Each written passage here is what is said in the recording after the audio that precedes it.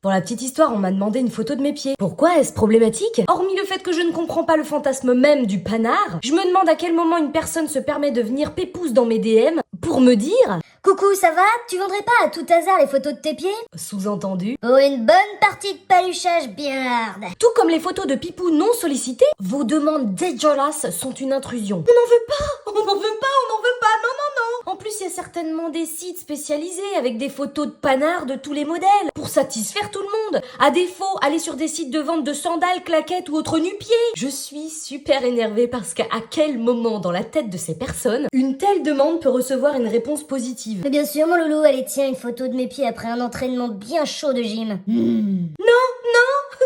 Alors je ne remets pas en question le fétichisme, parce que chacun fait ce qu'il veut avec ses fantasmes. Il faut juste pas que ça empiète sur les autres. Et comme tout jeu intime, quel qu'il soit, doit rester dans la sphère privée. En plus, franchement, il y a suffisamment de comptes OnlyFans pour satisfaire tout le monde avec tous les fantasmes. Donc je le dis ici, je ne vends pas de photos de mes pieds, ni de photos de mes coudes, ni aucune autre partie de mon corps. Je ne veux pas non plus recevoir de remarques non sollicitées. En DM, même pas un. Ah, t'es magnifique! Par Bernard 50 ans. T'es célib?